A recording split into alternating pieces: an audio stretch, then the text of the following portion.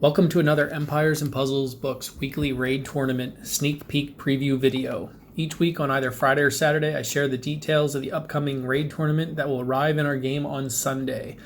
I will also discuss the details of the team and strategy that I'll use for the tournament defense. In these videos, I also share the defense team that took first place the last time we had this event. If you're interested in knowing each week what tournament's coming, please subscribe to the channel. Now, let's get into this week's tournament. This week should be a 5-star buff booster tournament without any nature heroes. This event could otherwise be known as the week without Taloria. As there are no nature heroes, that means ice will be strong, as there is no element that will be strong against them. Therefore, ice will most likely be the tank of choice. Keep in mind that having no nature heroes also means that fire is not strong against any color, so they might not be our best choice in offensive heroes. When there's an element missing, there is a temptation to use a full mono defense thinking that all the heroes will be strong. I do not advise full mono unless you have the troops and emblem usage to justify it. Otherwise, forcing mono simply adds unnecessary weakness for a slight gain. I'll be using a full mono team this week, and I'll be excited to show you what I'm planning. As this event is a buff booster tournament, each buff adds a 20% attack booster. What is a buff? When your hero's special goes off and adds a special icon to your heroes that increase abilities, like increased attack, increased defense, etc., that is a buff. That is true for the enemy as well. If their special goes off and adds special icons to their hero, it's a buff for them and will increase their attack power. There are currently 140 various 5-star heroes available in the game. 48 add buffs to one or more allies. That's roughly 34%, or just about 1 in 3 5-star provide some sort of buff. That figure does not even count the Hero of the Months that provide elemental links, which increase the number even more. That said, there are plenty of heroes to discuss. I'm going to start by highlighting a very special hero that adds 4 buffs, 4 to all allies. That hero is Aegir.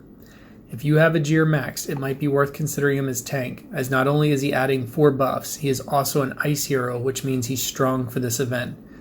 Each of those 4 buffs will add 20% attack, bringing the total to 80% attack for all 5 heroes on the team. That is huge. There are a few other heroes that add 3 buffs to all allies. Zulag, this recent Hero of the Month. If you happen to have Zulag maxed, she might be coming in handy this week.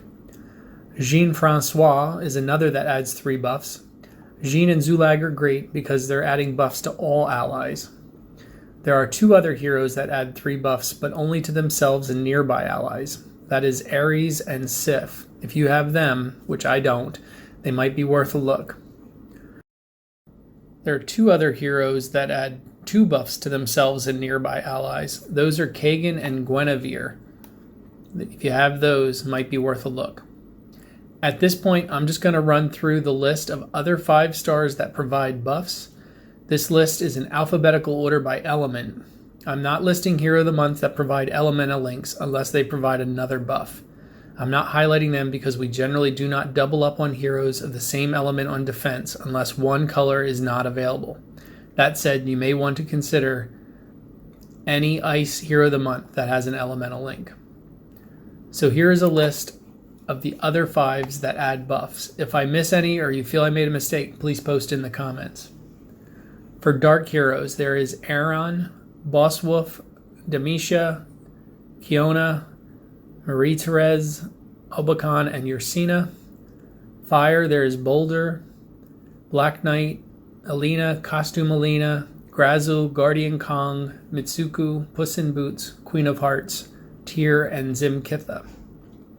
Holy Heroes, you have Guardian Owl, Anari, Anatel, Poseidon, Ranveer, and Vivica.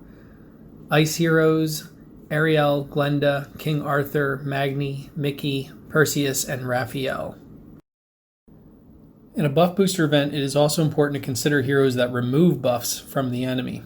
For this event, they are Dark Heroes, Demisha, Guardian Panther. Hey, if you don't have her, maybe you're still pull her this week. Cage Barado and C-Shot. For Holy Heroes, there's just Vivica Costume. Interesting fact about the game, there are no fire heroes that remove buffs, at least on the 5-star. And then for ice, there is Frida and Snow White, but be very careful with Snow White because she removes buffs from both teams, so you might not want to use her. Another hero to be cautious about is Guardian Gazelle. She adds a buff to the entire team, but I don't usually list her because she also removes all other buffs you've added, so I'd be cautious about using her at all in this event. In addition to these buff heroes and buff removers, I'd seriously consider any hero that provides any kind of defense down to the enemy. Now, let's take a look at the winning team from the last time we had this tournament. The winning team only had a TP team power of 4471. It had as tank, not surprisingly, Ajir. He is king of this event. He was flanked by Vila and Magni, and the wings were Cage Barado and June. So a very fast, strong hitting team with the 3 central heroes all being ice. Alright, so let's take a look at the team that I'm going to be running this week. I'm going to be running an ice mono team. I feel like I have the emblems and troops to justify taking that risk. I'm going to be running Alice as tank. She'll be flanked by Glenda and Magni, and the wings are going to be Frida and Ariel. Frida is giving me elemental defense down, so all my other ice heroes will hit harder. Glenda adds the attack boost to both Alice and Frida, which will also be another buff. Alice as tank is fast, and she also reduces the attack of whoever she targets. Magni is an incredibly strong hitter. My Magni has a huge attack at 862. And he provides extra defense buffs for Alice and Ariel adds the mana generation buff for the entire team while doing healing. The order I have is particular. I would generally prefer to have the healer in the first spot, but I wanted Glenda to be able to add buffs onto Frida and Alice, and I wanted Frida firing first because of the elemental defense down. If I switched these on other sides, I feel that Glenda and Frida might be firing out of the ideal order.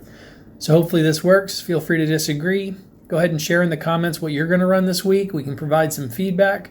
Feel free to critique my setup. For this week's tournament, I hope your defenses are sturdy, attack strong, and tiles fortunate. Thanks for watching.